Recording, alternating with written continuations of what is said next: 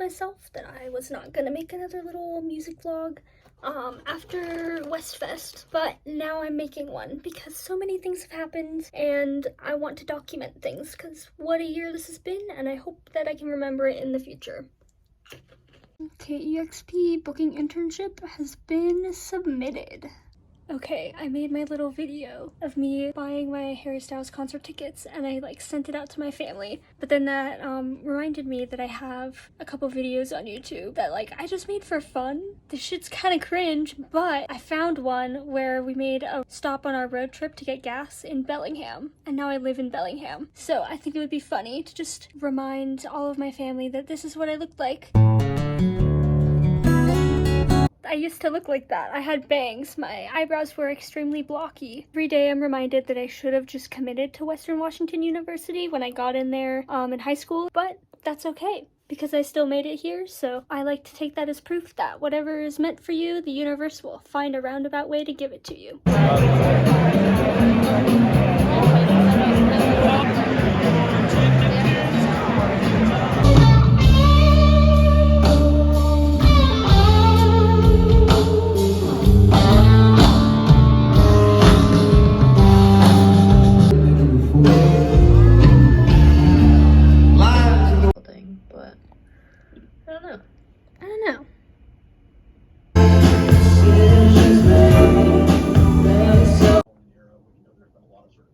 Have in a society. It's kind of like that example of John Deere and the, it hasn't even been an hour of class. We're the ones Happy Monday listening to. So we've got 5 critical realms I'm going to describe for corporate social responsibility as an example. If my Mimi sees this, I wear these earrings you gave me every day. They're so cute and simple and fun. Just been in a bad mood this morning, and it's probably because I haven't had enough coffee. Any questions? If my school sees this, I was definitely engaged for the whole class. Great to sort of...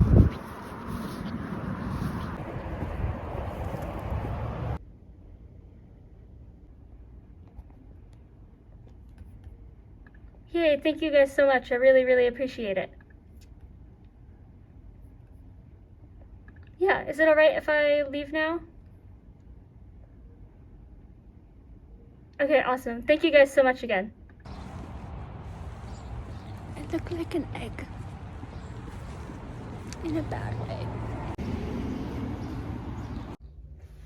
About to go to the first Monstock meeting of the quarter. That's the spring festival, so that'll be happening in June.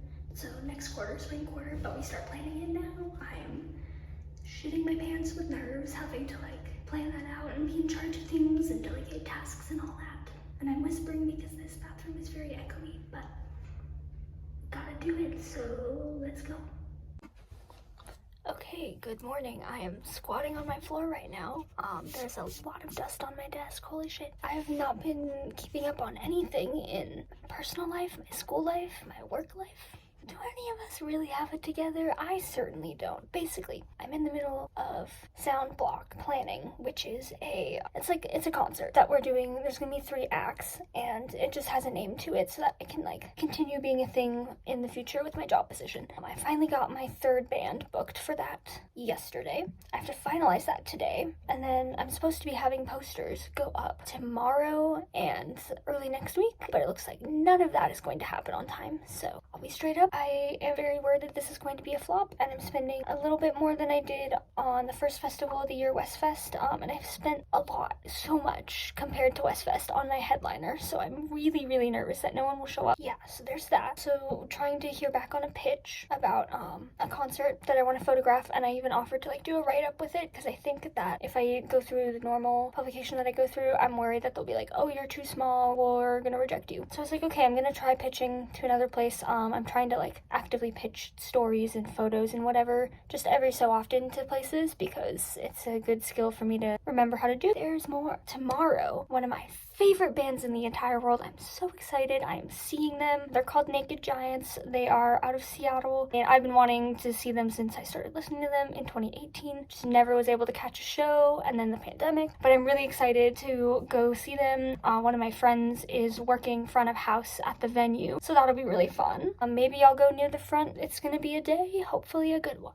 But I also forgot to say that Atlantic Records opened their internship program again, and I don't think that it's been open like since the pandemic started. And humble brag moment, I've worked with a couple people from there before when I was writing for a publication, so it's like I don't know them, but I vaguely know them. So I might send my resume to one of them to be like, hey, I'm interested in applying in internships in these 2 departments. Like, I don't know, I always feel awkward calling in favors like that, because like, first of all, it's such a huge privilege that I can just be like, yeah, I've worked with people at Atlantic Records. At the same time, it's like, they work there, so it's worth asking them. Atlantic Records and Sub Pop Records are 2 of my like dream employers.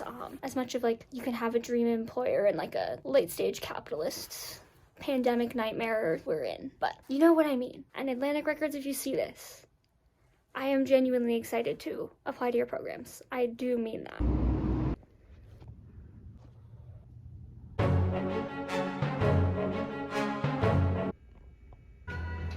Know them very well. This for everybody going through tough times.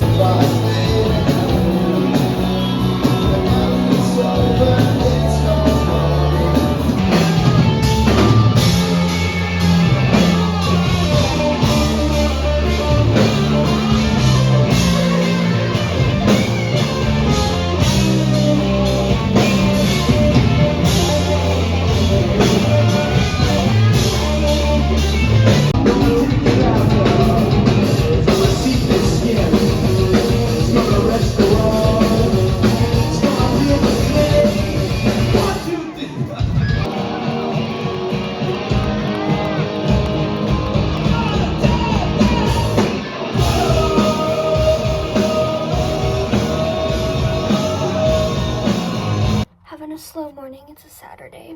Got my Red Bull here. I went to the Naked Giants show yesterday. Got a nice little sticker that I put right here. I was having a moment earlier while procrastinating my homework, of course. And I was like, okay, what am I gonna do because I'm procrastinating my homework? Put that procrastination effort into work stuff, because that's what I do. The point of this whole rant is that I had a moment where I was debating whether to email someone who is a PR person for an artist that I really want to shoot.